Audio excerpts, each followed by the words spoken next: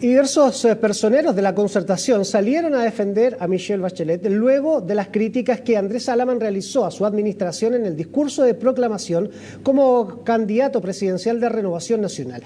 Uno de ellos fue Jorge Tarut, quien llamó a generar propuestas y no críticas a un gran gobierno, dijo. Para conversar precisamente de este tema nos acompaña, el diputado y vicepresidente de Renovación Nacional, Cristian Monkeberg. Diputado, ¿qué tal? ¿Cómo está? Buenas, muy bien, pues encantado de estar acá. Ha sido una buena jornada tras la proclamación de Andrés Alaman ayer el sábado. Sí, yo creo que fue una gran jornada, porque además le estamos ofreciendo al país a un gran candidato, con experiencia, con muchos años en la política, con ganas de ser candidato presidencial, que es sumamente importante, y con propuestas, y además con convicción de defender lo que piensa. Yo creo que hubo mucho aplauso, hubo mucha mística, mucho entusiasmo en el Consejo General de ayer, porque la propuesta de Andrés Alaman también pasa por defender y decir las cosas por su nombre y plantear derechamente que lo que piensa es cómo va a gobernar y cómo va a dirigir el próximo gobierno en los 4 años que vienen a partir de marzo. Ahora, dentro de eso, o dentro de la característica de lo que él piensa, cuestionó duramente a la administración de Michelle Bachelet, y hoy algunos exministros y también dirigentes de la Concertación salieron a defender la obra de este gobierno y atacar también al candidato presidencial de Renovación Nacional.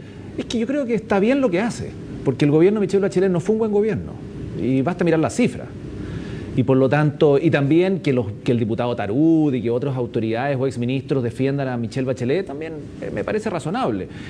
Una cosa es la popularidad de la expresidente, que la gente le tiene estima, aprecio, pero otra cosa es evaluar su gobierno, y eso va a salir a partir de marzo. Los diputados no pretenderán que no se le critique y que se le trate con el pétalo de una rosa, por ningún motivo. Esto es política, y la política tiene que ser sin descalificaciones, pero sí marcando las diferencias. Y evidente, el gobierno de Michelle Bachelet, uno mira las cifras, mira los datos, no fue un buen gobierno. No fue un buen gobierno en crecimiento, la gente tiene que saber, o por último recordarlo, que el país no creció. Tiene que saber que el desempleo superó los 2 dígitos. No teníamos pega y la gente estaba con desempleo alto. Que el déficit fiscal, vale decir, gastábamos más de lo que ingresaba, llegó a romper una línea, una norma que estaba establecida, y llegó al 3%, si no me equivoco. Que tuvimos Transantiago, que se debería haber detenido y no se detuvo. Que no se corrigieron una serie de aspectos. Yo creo que es importante saber si vamos a seguir generando electricidad como se generó ahí, a través del carbón, termoeléctricas generadas por carbón y con una contaminación gigante. Entonces hay una serie de aspectos que yo estoy de acuerdo. Hubo cosas positivas en el gobierno de Michelle Bachelet, sí, pero también hubo muy negativas, y esas cosas van a salir a la palestra, y es importante que se sepa y que se empiece a decir desde ya. Pero ¿no le parece quizás una contradicción, por ejemplo, porque él menciona primero a Patricio Aylwin y luego a Ricardo Lagos, se compara con ellos dos y dice que de ellos aprendió mucho? Y por otro lado, le da quizás al gobierno más popular que ha tenido la Concertación en los 20 años que estuvo gobernando este país. Sí, yo creo que fue el gobierno más popular, pero no el mejor. Y no vamos a ser egoístas ni tampoco tapar el sol con un dedo. La Concertación aportó mucho a este país durante 20 años, sí, pero también cometió muchos errores, y por eso terminó y dejó de gobernar. Tanto así que dejó de gobernar con una presidenta que tenía una popularidad gigante y no fue capaz de traspasarle el mando a un quinto gobierno de la Concertación, y con un Eduardo Frei, expresidente, muy conocido, muy popular también. Por algo pasó. Entonces, hay personeros, hay dirigentes, hay líderes dentro de la Concertación que destacan, como también los hay en nuestro sector, y que Andrés Alaman saque a relucir esos puntos, que saque a relucir a Patricio Aylwin, que saque a relucir a Ricardo Lagos, con todos sus vicios, virtudes, defectos, con todas sus cosas positivas, negativas, me parece bien. Pero Michelle Bachelet, que pretende postularse nuevamente, Michelle Bachelet, que quiere ser presidenta de Chile y que va a romper su silencio, entendemos, en marzo, lo lógico es que también empecemos a marcar los puntos negativos de lo que fue su gobierno, que no es criticarla a ella, no es descalificarla, no, es hablar de lo que fue y qué es lo que va a hacer en el futuro si es que quiere hacer gobierno nuevamente. Yo veo a la gente de la Concertación, y lo hemos visto, y lo conversamos, y lo hemos planteado, muy aferrado a volver al poder por el poder. Están pensando en qué ministerios, qué gobernaciones, qué intendencia, pero todavía no veo un programa común, todavía no veo una propuesta de país, todavía no veo un proyecto. no hay nada de lo que pretenden hacer el próximo año con Chile. Que era justamente lo que planteó el senador Francisco Chaguán cuando recordaba esta frase de Andrés Salaman de los perros sin dientes. ¿No fue agresivo ese discurso? Algunos lo consideraron que era un ataque demasiado gratuito o quizás muy, muy agresivo para los contrincantes del otro lado. Sí, bueno, Francisco Chaguán es entusiasmado y de repente lanza frases y plantea frases que también hay que verlas en el contexto de un Consejo General donde hay partidarios y consejeros del partido, pero no hubo ningún ánimo de ofender ni de criticar fuertemente a nadie ni de descalificar, y yo estoy convencido que si él considera que la frase fue excesiva va a pedir las disculpas del caso, pero no fue contra nadie en persona ni específico, sino que simplemente fue un comentario en general. Pero ahí hay un tema de fondo, o sea, aquí nosotros lo vamos a marcar. Queremos saber qué va a hacer la Concertación gobernando los próximos 4 años. Queremos saber cómo va a incorporar al Partido Comunista. Queremos saber qué respuestas va a haber cuando Camila Vallejos plantea que va a tener un pie en la calle y otro en el gobierno.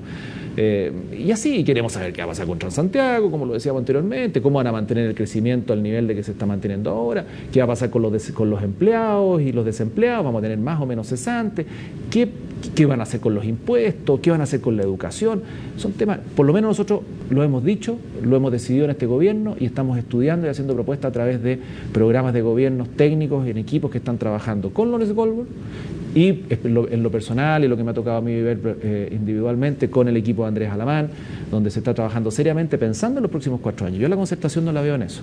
¿Y qué va a pasar? Porque usted estaba planteando estas dudas, pero ¿qué va a pasar con la relación Alamán-Goldberg? Porque ayer el candidato de su partido también fue bien crítico con Lawrence Goldberg. Incluso en alguna frase que recuerdo dice que él no aspiraba a tener una oficina en el edificio más alto de Santiago, o que también a los hombres los definía lo que habían hecho durante el resto de su vida, o sea, en el camino de su vida. Entonces, ese era un mensaje directo para el candidato de la UDI.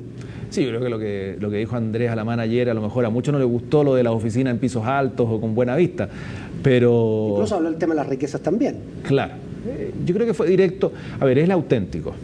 Y cuando uno quiere ser presidente de Chile tiene que ser auténtico. Yo creo que si hemos aprendido algo en la elección municipal fue precisamente eso. Ser auténtico, transparente y defender lo que uno piensa. El mismo Jovino Novoa, equivocado o no, lo plantea en un libro. Yo creo, y él dice que la derecha debería haber ido por acá, por el camino A, y nos fuimos por el camino Z, según él. Yo creo que está equivocado. Pero bueno, está bien, hay que ser directo. Yo creo que Andrés Alamán está en eso. Pero la relación con Lawrence Goldberg va a funcionar perfectamente bien.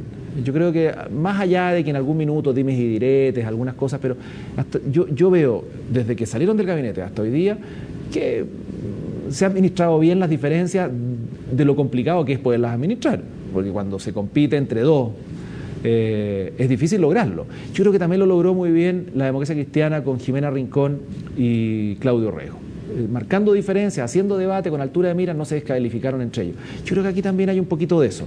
Hay que marcar diferencias, hay que señalar los puntos positivos, altos de cada uno de ellos, y cada uno lo hará, y no descalificar al otro. Porque lo que pasa es que después del 30 de junio hay que darse un abrazo, y a partir de julio hay que empezar a trabajar por el candidato ganador. Yo espero que sea Andrés Alamán, y estamos convencidos que así va a ser.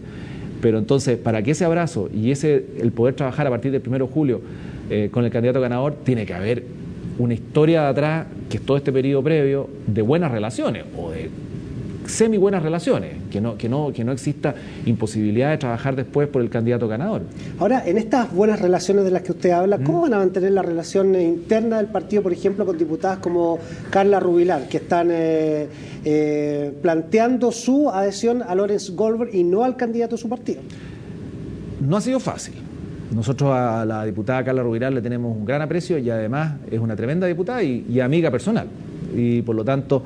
Pero ella ha planteado su postura y yo creo que lo ha hecho con bastante altura de miras en el sentido de no querer entorpecer, no querer complicar. De hecho, fue al Consejo General a la primera parte, que es más bien la parte partidaria, donde están los discursos, las presentaciones, las votaciones, pero no a la segunda parte, que era la proclamación de Andrés Alamán, para no enredar las cosas ni complicar. Ella va a actuar con el máximo respeto y bajo perfil, que el partido no va a sancionar, no va a sancionar. Yo creo que... Ni a ella ni a otros. No, además es que públicamente yo lo que conozco es solamente ella. El resto yo lo que vi ayer, 94% o 95% de apoyo a la opción de Andrés Alamán, que es bastante alto, yo creo que es inédita en el partido, en nuestro partido. Ni Sebastián Piñera creo que logró tanto cuando compitió en su alternativa contra Joaquín Lavín la primera vez. El actual presidente de la República en el Consejo General, en ese mayo del 2005. Entonces, yo creo que sacó una votación bastante alta, un porcentaje bastante alto, y hay que tratarlo de la mejor manera posible. Obviamente, si Carla Rubilar, la diputada Carla Rubilar quiere ser diputada nuevamente, lo va a hacer. Ayer a mí me preguntaba y me planteaba hace unos días atrás si podía ir al Consejo, que vaya, es militante y por lo tanto, y entiende que en Renovación Nacional está su destino y donde tiene que desarrollar su futuro político. Entonces yo creo que no va a haber problema. Lo importante es que se maneje con prudencia. Yo no quiero que la diputada Rubilar sea la jefa de campaña de Lorenz Goldberg, lógicamente no. Yo creo que si esto se maneja con prudencia no va a haber drama, no va a haber complicaciones.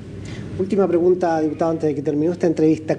El desafío de Andrés Alamán, a partir de ayer, que es proclamado hasta el 30 de julio, ¿cuál es el principal desafío que tiene él ahí?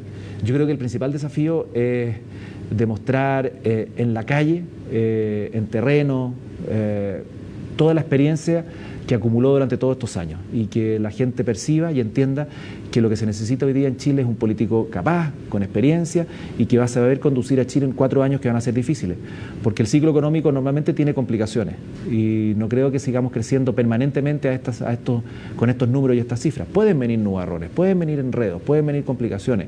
La gente se ha generado expectativas muy distintas a las que se generó antes respecto de sus gobernantes y respecto de sus gobiernos. Le exige mucho más. Por lo tanto, el próximo gobierno va a tener que resolver muchas cosas que hoy día no se han resuelto. Hay temas ambientales, hay temas energéticos que están presentes. Hay temas de seguridad ciudadana que están mejorando, pero se requiere también más certeza, más decisión para actuar. Para eso yo creo que se necesita un presidente resuelto, decidido, con experiencia. Y eso la gente lo tiene que percibir en la calle. Yo creo que entramos en una fase 2 muy interesante, más entretenida, porque es de contacto directo con la gente. Diputado, muchas gracias por haber venido a conversar aquí a CNN Chile. Encantado. Nosotros nos vamos a una pausa y ya regresamos.